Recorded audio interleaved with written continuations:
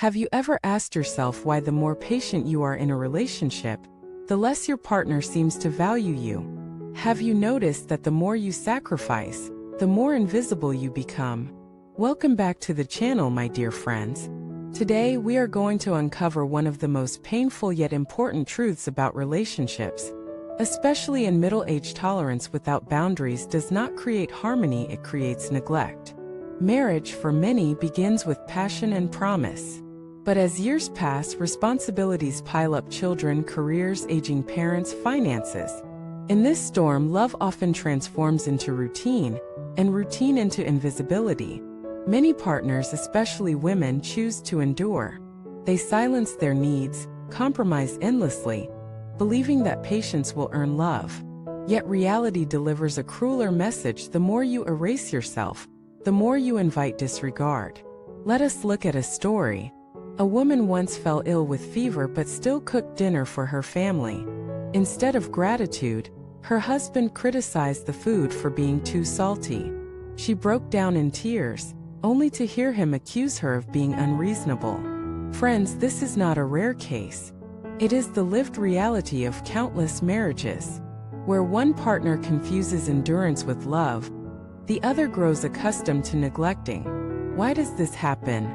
Because in human nature, what is always available becomes taken for granted. When you show that your boundaries are endless, your partner learns that your sacrifices require no appreciation. When you tolerate disrespect, disrespect becomes normalized. Silence, then, is not peace, it is surrender. This is the hidden danger of middle-age marriage. At this stage, partners stop trying. One clings to duty, the other drifts into neglect. The home becomes a machine of tasks, rather than a sanctuary of love. You may still live together, but the bond is hollow. You are roommates in name of marriage, strangers in the language of love. But it does not have to be this way. Respect can be rebuilt, but only when boundaries are restored. To be clear, boundaries are not walls. They are guides. They signal what is acceptable, what is not, what nourishes love, what destroys it. Without them, love suffocates. With them, love breathes. Let us pause for reflection. How many times have you said it's fine when it was not fine?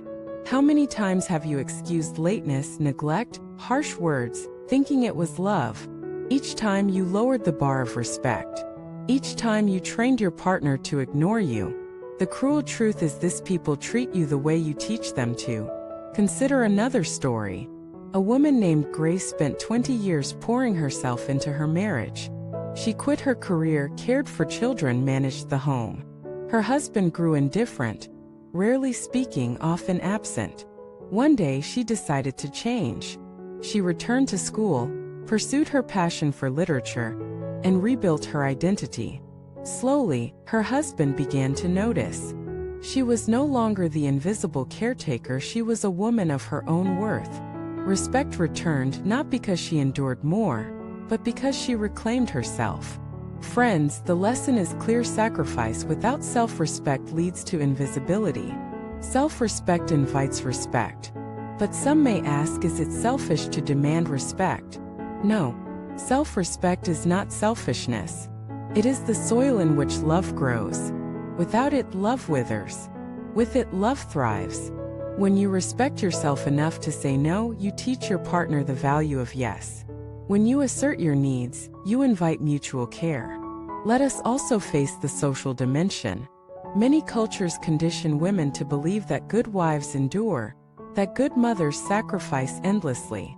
But endurance without voice is not virtue, it is erasure. Sacrifice without recognition is not noble, it is tragic. The truth is, you are not only a wife, a husband, a parent. You are a person. And unless you honor that, no one else will. Now, how do we begin rebuilding respect in middle-age marriage? First, by speaking honestly.